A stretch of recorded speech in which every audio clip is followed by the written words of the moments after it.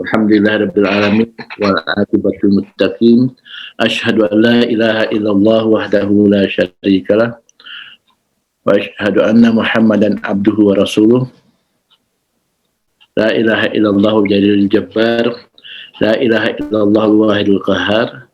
La ilaha illallah karimus sattar. La ilaha illallah kabirul muta'al. La ilaha illallah wahdahu la syarikalah. Ilahu wahidan rabban syahidan ahadan wa nahnu lahu muslimun. La ilaha illallah wahdahu la syarikalah. Ilahu wahidan wa rabban syahidan ahadan wa samadan wa nahnu lahu abid. La ilaha illallah wahdahu la syarikalah. Ilahu wahidan wa rabban syahidan ahadan wa samadan wa nahnu lahu qanitun. La ilaha illallah wahdahu la syarikalah. Ilahu wahidan wa rabban syahidan ahadan wa samadan wa nahnu lahu sabirun. La ilaha illallah Muhammadur Rasulullah. Allahumma ilaika fawatna umuruna wa alaika tawakkalna ya arhamar rahimin. Allahumma salli ala Muhammad wa ala ali Muhammad kama shallaita ala Ibrahim wa ala ali Ibrahim fil alamin innaka Hamidum Majid. Wa barik ala Muhammad wa ala ali Muhammad kama barakta ala Ibrahim wa ala ali Ibrahim fil alamin innaka Hamidum Majid. Walhamdulillahi rabbil alamin. Al-Fatihah. A'udzu billahi minasyaitonir rajim. Bismillahirrahmanirrahim. Alhamdulillah. Ar-Rahmanir Rahim. Maliki yaumiddin. Iyyaka na'budu wa iyyaka nasta'in. Shiratal ladzina an'amta 'alaihim. Ikhwan fillah yang dicintai Allah Subhanahu wa taala, alhamdulillah pada malam ini kita dapat melanjutkan kajian kita. Sepanjang yang telah kita dapatkan, syukur kita kepada Allah Subhanahu wa taala. Syukur dalam arti pengembalian yang sesungguhnya. Mengembalikan segala sesuatu baik secara hak, secara otoritas, mengembalikan kepada Allah kepemilikan yang sejati, bahwa semua adalah milik Allah dan kembali kepada Allah. Itulah syukur yang sesungguhnya. Sehingga yang kembali, yang dikembalikan dan pengembalian itu sendiri semuanya hak Allah Subhanahu wa taala. Syukur kita kepada Allah atas semua limpahan karunia-Nya sehingga kita dapat terus meningkatkan kualitas diri kita dalam kajian-kajian dalam lingkup pengamal doa takarrub ini. Secara bersama kita meningkatkan kualitas diri kita lahir dan batin. Sebab agama secara teknis mudah dipelajari, bisa dihitung dengan angka-angka, bisa dihitung dengan waktu, bisa dijangka dengan jarak. Namun ruh agama yang sama-sama sedang kita gali ini tidak bisa dikira karena sangat dalam, sangat luas, cangkupannya tak terhingga. Dari kehidupan di dunia sampai kepada kehidupan akhirat, yang mana itu berada dalam satu waktu sesungguhnya. Masa lalu, masa sekarang, dan masa yang akan datang, kita terkotak-kotak dalam waktu. Kita terkotak dalam waktu ruang, yaitu ruang kini yang kita sebut kini. Padahal ketika kita memiliki kesadaran kekinian, sebenarnya kita terkoneksi dengan kesadaran yang telah berlalu dan wilayah kesadaran yang akan datang, yang mana dulu, sekarang, dan akan datang itu sebenarnya tak terpisah satu adanya apabila kita sudah mampu membebaskan diri pada belenggu ikatan dimensi ruang dan waktu. Sampai kepada wilayah itu, satu-satunya pendekatan yang kita lakukan atau usaha, yaitu usaha dalam bentuk amalia yang sungguh-sungguh, mujahadah yang tanpa henti, dan penghayatan rasa yang tak terhingga. Salawat dan salam untuk junjungan kita Nabi besar Muhammad sallallahu alaihi wasallam, sallallahu alaihi Muhammad sallallahu alaihi wasallam, Rasul yang menjadi acuan kita, pedoman kita, pautan hati kita, di mana terpautnya rohani kita kepada beliau sebagai sesuatu yang dilingkupi, yang dipatroni. Kita ingin betul-betul mencapai apa yang telah diuswahkan oleh Rasulullah Sallallahu Alaihi Wasallam kepada kita. Patron yang beliau tinggalkan untuk kita, kita juga seperti itu. Seperti apa maunya patron, uswah yang dibikin oleh Rasulullah itu, yang diwariskan kepada kita, hendaknya mampu kita mengikuti sedetil-detilnya, insya Allah secara bersama ini kita bahas. Ikhwan fillah, dalam bahasan kajian kita sebelumnya, kita sudah membahas tentang risalah istighfar, bagaimana memohon ampun kepada Allah Subhanahu wa Ta'ala, bahwa taubat yang sesungguhnya tetap dalam makna tabayatubu, yaitu kembali kepada Allah Subhanahu wa Ta'ala. Dalam bahasan selanjutnya, bagaimana implementasi daripada taubat itu yang didahului dengan mohon ampun atas segala kesalahan, kekeliruan dan kesilapan. Kesalahan mungkin bisa karena kita kekurangan ilmu, kesilapan mungkin karena kelupaan, tapi kedosaan itu perbuatan yang nyata melanggar daripada apa yang telah Allah gariskan, dan itu punya akibat bagi diri kita. Kenapa punya akibat? Karena perbuatan-perbuatan yang salah itu membuat kita terhijab daripada Allah Subhanahu wa Ta'ala. Semakin banyak kesalahan yang kita bikin, semakin banyak dosa yang kita lakukan, maka semakin tebal hijab kita dari Allah Subhanahu wa Ta'ala, dan itu yang kita ingin kikis. Sehingga dengan amaliyah taqarrub ini kita bertambah dekat kepada Allah Subhanahu wa Ta'ala dari hari ke hari, tentu dengan peningkatan faham yang sesungguhnya. Ikhwan fillah, sesudah kita memahami tentang apa itu istighfar dan bagaimana melaksanakan, diharapkan untuk tahap itu ikhwan-ikhwan semua sudah bisa mengaplikasikannya dalam kehidupan ini. Sebab istighfar yang sesungguhnya, mohon ampun kepada Allah Subhanahu wa Ta'ala, artinya sebenarnya hanya Allah yang bisa mengampuni dosa kita. Hanya Allah yang tahu betul kualitas yang kita capai. Hanya Allah betul yang tahu di mana sisi-sisi lemah kita. Hanya Allah yang tahu apa yang kurang pada diri kita. Hatta sebenarnya Dia lebih tahu tentang diri kita daripada kita sendiri. Maka dengan itu kita bisa memahami apa kesalahan-kesalahan kita dengan pemberitahuan dari Allah Subhanahu wa Ta'ala, merunut kepada ayat-ayat dan hadis-hadis yang diwariskan oleh Rasulullah. Ya. Apabila dosa sudah diampuni, akan terasa kenyamanan dalam hidup, kenyamanan dalam tubuh, kenyamanan dalam perasaan, kenyamanan dalam pikiran. Itu untuk tingkat awal. 3 tahap istighfar itu harus dilewati. Sampai kepada 7 tahap berikutnya, ini juga harus kita aplikasikan dalam beristighfar mohon ampun kepada Allah Subhanahu wa Ta'ala. Selanjutnya tentang pemahaman Allahu Akbar. Itu statement yang luar biasa. Karena kalimat Allahu Akbar itu seperti tanda seru. Allahu Akbar.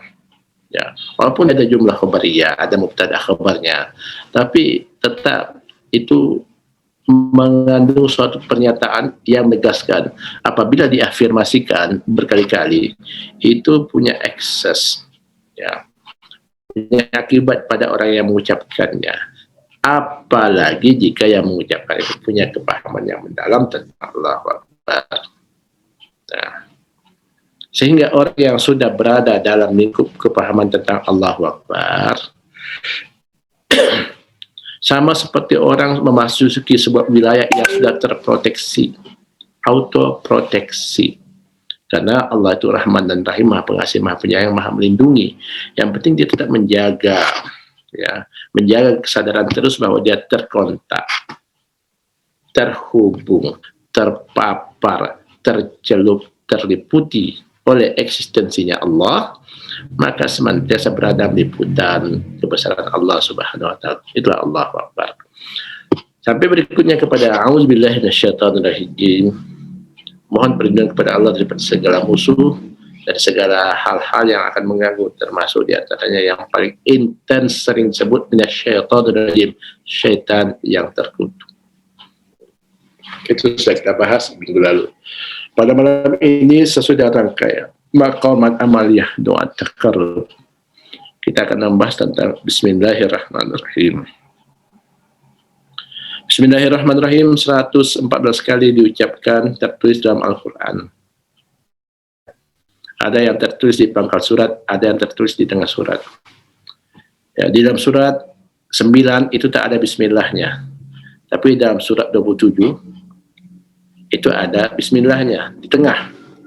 Dalam surat 27 itu ada bismillah di pangkal surat, dan di tengah-tengah surat itu ayat 30, ayat 29 ada kata-kata bismillahirrahmanirrahim. Innahu min Sulaimana wa innahu bismillahirrahmanirrahim. Jadi kalau kita hitung semua surat-surat dalam Al-Quran itu, sejumlah bismillah dalam Al-Quran itu, yang di awal surat 112, yang di tengah surat ada 1. Yang tak ada bismillah di pangkalnya itu surat Taubat, surat 9. Itu bismillahirrahmanirrahim. Berkata para ulama, Syekh Al-Albani menyebutkan, saya baca dalam sebuah kitab, mengatakan bahwa saripati alam semesta ini, konsep alam semesta ini, itu semua sudah tertulis dalam Alkitab, dalam Lauh Mahfuz. Konsep penciptaan, konsep keberadaan, konsep kemakhlukan, itu sudah ada tercatat, termaktub dalam Lauh Mahfuz. Mahfuz itu adalah salah satu rahasia Allah Subhanahu wa Ta'ala. Tidak yang tahu apa isinya sebenarnya. Lauh Mahfuz, papan yang terjaga. Papan yang terjaga itu dalam makna semua rahasia-rahasia ilmu Allah, semua rahasia-rahasia Allah, rencana-rencana Allah tersimpan di sana dalam wujud ilmu. Cuma satu hal, apakah semua Lauh Mahfuz itu turun kepada kita? Tidak. Semua yang turun kepada kita itu sesuai dalam kecukupan, dalam batas apa yang Allah inginkan tentang kita. Apakah kita sebagai makhluk, apakah kita sebagai hamba, apakah kita sebagai yang dikasihi. Jadi tiga hal itu ada termaktub di dalam Alkitab. Maunya Allah apa, iradahnya Allah itu tentang makhluk itu apa, sudah tertulis di dalam Alkitab. Konsep semesta tersimpulkan di dalam Alkitab, dalam semua kitab dan wahyu yang diturunkan. Semua wahyu yang diturunkan itu dipres, disingkat, dirangkum menjadi kitab yang terakhir, yaitu Kitabullah Al-Quran. Dan kata para ulama, kitab Al-Quran itu kalau dipres lagi tersimpul dalam sebuah surat, yaitu Al-Fatihah. Ya. Al-Fatihah itu dikatakan Ummul Kitab.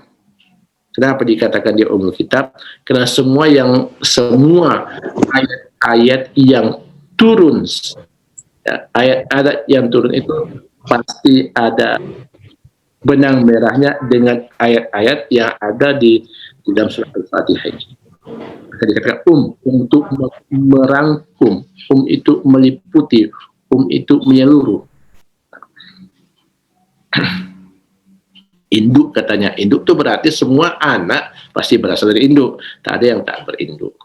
Terus selanjutnya dikatakan lagi bahwa Bismillah Al-Fatihah itu dirangkum, ya, di ayat yang pertama, yaitu Bismillahirrahmanirrahim. Nah, sampai di situ saja kah? Para sufi lagi, para ahli hikmah membahas bahwa Bismillahirrahmanirrahim itu pun masih bisa disingkat, diringkas menjadi apa itu? Bismillahirrahmanirrahim menjadi kata asma Allah, Allah saja.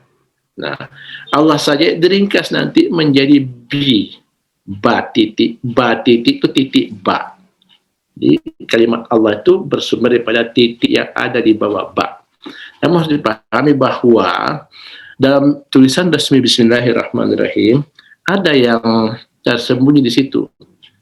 Dia ada tapi tidak disebut, yaitu alif yang seharusnya berada di antara ba dan sin. Bismi. Tapi dalam Bismillahirrahmanirrahim dibalik alifnya ditaruh ke depan, ba-nya di belakang, sehingga alifnya tak terbaca. Bismillahirrahmanirrahim seolah-olah yang alif ini tegak sendirinya. Itu penulisan Bismillah dari versi Utsmani. Dan kalau dalam kaidah imla bahasa Arab ataupun bahasa Arab, biasanya Bismillahirrahmanirrahim itu Bismillah itu ditulis seperti dalam surat 96 ayat 1, Iqra bismi rabbika. Bismi, alifnya di tengah. Bismi, antara ba dan sin. Nah, dalam kasus Bismillahirrahmanirrahim itu adalah ekspektasi, eksepsi, pengecualian. Apa maksud daripada itu? Nah, kita mencari secara makna dan rasa bahasa. Bismillahirrahmanirrahim, dengan nama Allah yang Maha Pengasih dan Maha Penyayang. Dengan nama Allah yang Maha Pengasih dan Maha Penyayang. Coba kita inap-inapkan, ino-inoan ke dalam, rasa-rasakan pernyataan seperti ini. Sumpama, saya mengatakan kalimat dalam bahasa Indonesia, dengan pisau yang tajam. Dengan pisau yang tajam. Nah, pasti bagi orang yang cerdas, orang yang punya rasa batin yang tinggi, akan muncul pertanyaan, akan muncul asumsi, atau akan muncul prediksi, sehingga nanti prediksi menghasilkan persepsi. Nah, apa itu? Bismillahirrahmanirrahim, dengan nama Allah yang Maha Pengasih dan Maha Penyayang. Ini seperti kalimat gantung sebenarnya, hampir seperti kalimat gantung. Harus ada sesuatu yang terrahasia di situ yang menjadi sandaran dari kata-kata dengan. Ya, saya analogikan dengan kalimat tadi. Dengan pisau yang tajam. Dengan pisau bendanya yang tajam sifatnya. Dengan pisau yang tajam, ya, dengan pisau yang tajam ngapain? Kan gitu. Ada apa dengan pisau yang tajam? Ngapain dengan pisau yang tajam? Siapa yang ada hubungan dengan pisau yang tajam? Apakah yang berhubungan dengan pisau yang tajam? Kapankah dengan pisau yang tajam ini ada makna? Nah, itu tuh ada sesuatu yang tak disebutkan di situ. Makanya kata-kata lafaz Bismillahirrahmanirrahim itu alif tegak di awal, itu mengisyaratkan sesuatu yang rahasia, sesuatu yang perlu dibahas, sesuatu yang perlu dicari. Sementara ini Imam Abdul Halim menelpon. Assalamualaikum.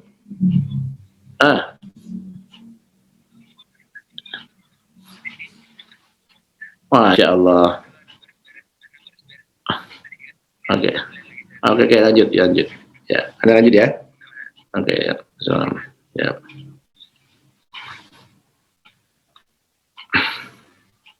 Ada trouble tadi. Anaknya ngambek, ninju kaca pecah. Sehingga dia beresin dulu, baru Abdul Halim bisa masuk. Oke, kita lanjutkan. Nanti bertanya sesudah saya selesai menerangkan. Jadi Bismillahirrahmanirrahim, sesuatu yang sangat sakral, frase yang hilang, ya. Frase yang hilang, atau potongan kalimat yang tak tersebutkan, yang sengaja dirahasiakan oleh Allah, sengaja karena Allah ingin kita tahu, Allah ingin kita menggalinya lebih dalam. Makanya disimbolkan frase yang hilang itu sebagai alif yang tak berbaris, alif yang tak berbaca, tapi dia ada di situ. So pasti kita harus membahas dan mencari itu. Bismillahirrahmanirrahim. Saudara-saudara yang berbahagia yang dirahmati Allah Subhanahu wa taala. Minum cek lu.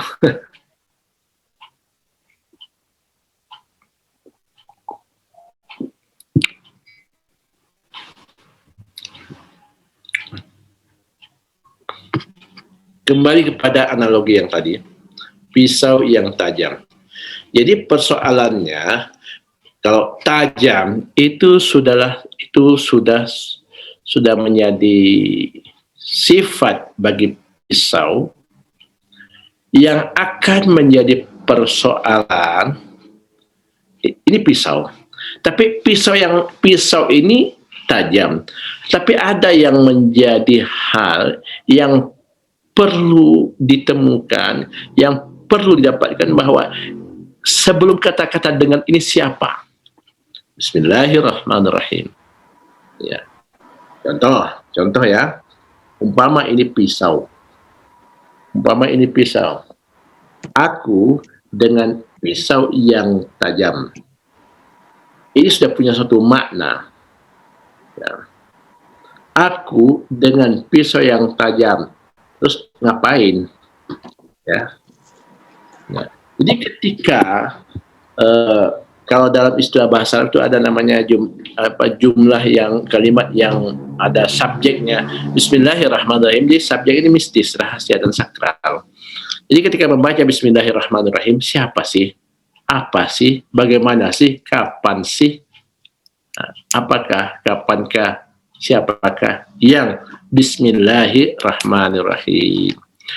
Saya berkeyakinan bahwa Anda yang sudah mendalami jalan ini sekian lama bisa mereka-reka, bisa merasa-rasakan siapa sih yang Bismillahirrahmanirrahim, yang mana kalimatnya dengan nama Allah yang Maha Pengasih, Maha Penyayang. Siapa? Ya. Kapan? Di mana? Dan bagaimana? Saudara-saudara yang berbahagia, nah ini yang perlu kita saling isi. Barangkali ada yang sudah membaca lebih banyak, lebih duluan, boleh share di sini, tapi saya selesaikan dulu kalimat-kalimat saya. Jadi ketika membaca Bismillahirrahmanirrahim, siapa yang membaca Bismillahirrahmanirrahim? Siapa yang mengamalkan Bismillahirrahmanirrahim? Yang membaca kalimat Bismillahirrahmanirrahim. Ingat, kata-kata Bismillahirrahmanirrahim, ya, Allah itu baru sebuah nama. Ya. Allah baru sebuah nama. Namun yang punya nama, punya karakter Rahman dan Rahim. Pisau yang tajam, pisau itu sendiri masih sebuah nama. Yang tajam, sifat daripada hakikat pisau. Jadi yang tajam itu sebenarnya siapa? Pisau atau besi. Yang tajam adalah besi. Bentuknya pisau. Besi yang berbentuk seperti itu namanya pisau. Makanya pisau yang tajam. Maka Allah itu adalah sebuah nama. Rahman Rahim itu mewakili sifat-sifatnya. Rahman dan Rahim, seluruh sifat-sifatnya itu diwakili nanti tersimpul dalam Rahman dan Rahim. Dan itu adalah sifat bagi yang bernama Allah. Yang bernama Allah, siapakah yang bernama Allah itu? Ini yang harus Anda resapi dalam-dalam. Sebab kalimat ini disebutkan, dinyatakan. Ya, bukan hanya dilewatkan begitu saja, bukan hanya dibaca, tapi ini punya makna. Kenapa? Kalimat Bismillah itu punya makna. Lau anzalna hadzal Qur'ana ala jabalin la ra'aitahu mutasaddian min khasyatillah. Andai kata kalimat ini diturunkan ke atas sebuah gunung, kamu akan lihat gunung itu hancur berantakan. Nah, jadi dalam fadilah Bismillah itu banyak sekali, tapi baru akan berlaku dan terjadi jika nanti yang membaca Bismillahirrahmanirrahim itu punya kesadaran yang penuh tentang Tuhan, sehingga Rahman dan Rahim, sifat-sifat yang lain itu bisa berpengaruh, bisa membentuk, bisa menjadikan dirinya mendekati sifat-sifat itu. Seperti ketika besi memasuki api, karena lama di dalam api, akhirnya besi bersifat seperti api. walaupun besi bukan api. Namun ketika sudah terbakar semuanya, dia sudah membakar, sebenarnya besi pun tak ada, yang adanya api yang membakar. Saudara-saudara yang berbahagia, maka dengan penjelasan demikian kita bisa paham bahwa lafaz Bismillahirrahmanirrahim, ketika Anda membaca Bismillahirrahmanirrahim, isbatkan di dalam diri si pembaca berada dalam state keadaan la haula wala quwata illa billah, berada dalam kesadaran yang sungguh bahwa tiada daya dan upaya melainkan dengan Allah. Maka ketika membaca Bismillahirrahmanirrahim, berlaku ayat innaha kalimatun huwa qailuha. Dia adalah kalimat, sebenarnya dia sendiri yang menyatakannya lewat lisan yang membaca Bismillahirrahmanirrahim. Maka itu menjadi sesuatu yang luar biasa. Dan demi sangat agung, demi keagungan Bismillahirrahmanirrahim, ketika Rasulullah Isra Mi'raj masuk ke dalam surga, maka yang ditampilkan dalam surga itu lafaz Bismillahirrahmanirrahim. Wallahu a'lam. Itu tidak ada termaktub dalam Al-Quran, tapi ada dalam hadis-hadis yang panjang. Cukup menggembirakan bagi kita, kita bisa memahami demikian. Mudah-mudahan kita paham apa substansi alif yang gaib, alif yang tak terbaca, yang ada di awal daripada Bismillahirrahmanirrahim. Demikian